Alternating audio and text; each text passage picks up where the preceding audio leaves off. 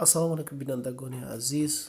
ما در این ویدیو به همین دو اشیا، یک تخم یک پمیدور، یک خوراک بهترین و آسان را پیشکش شما میکنیم.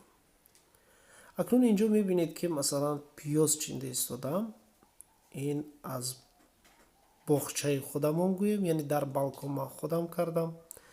دیگر آدم ها به جای در بالکن یعنی گل میشیرانن و یک چیزهای دیگر میکنن، ولی من پیاز و دیگر سبزوات ها کردم. خوب میگذاریم به قسم آماده کردن خوراک. پیش از همه دوستان عزیز، اگر شما پادپیسات سابق کلاس نکرده باشید لطفا کلاس کنید. این دستگیری شما برای ما هست. خیلی مینه‌دار و سپاسگزارم هستیم. خوب انا همین برگ های پیاز را خرد میکنیم و دوم پمیدور را به انا همین دایره شکل نازک یعنی باریک ما چی میکنیم؟ میده میکنیم، یعنی خردش میکنیم. خوب شروع میکنیم با پختن خوراک.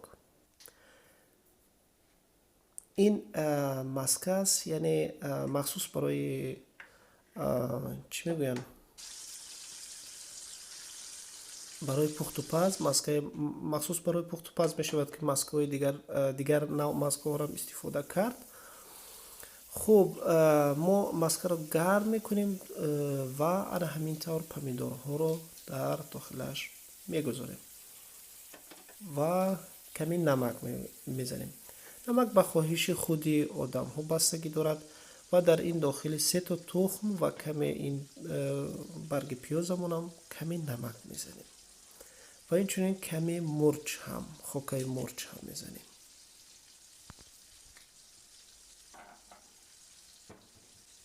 آمیخته میکنیم.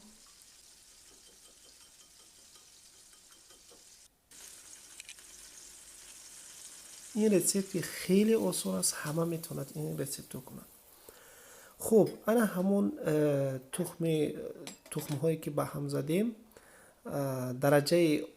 درجه پیلتر رو، یعنی درجه اونو کمتر میکنیم، یعنی تقریبا از 3 تا 6 دقیقه میگذاریم اون، یعنی کمی جوشد. اگر شما سیر داشته باشید، پنیر داشته باشید، کمی پنیر در بالای سنید و این چونین پنیری پرمزان هم این خیلی هم سالم است و هم لذتش رو خوب میکند.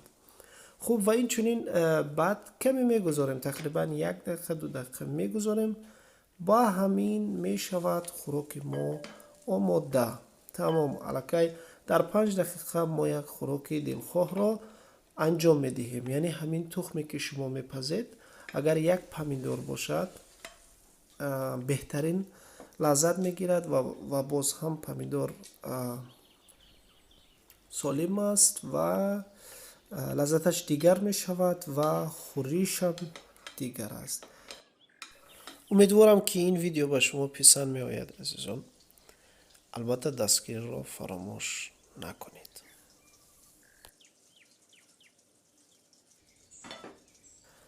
و در آخر یک صلوات به پیامبر میفرستیم و همیشه دعا میکنیم که تن صحت و خانه آباد باشید. تا ویدیوهای دیگر، خدا نگهدار شما و شما عزیزان اشتیاق تام.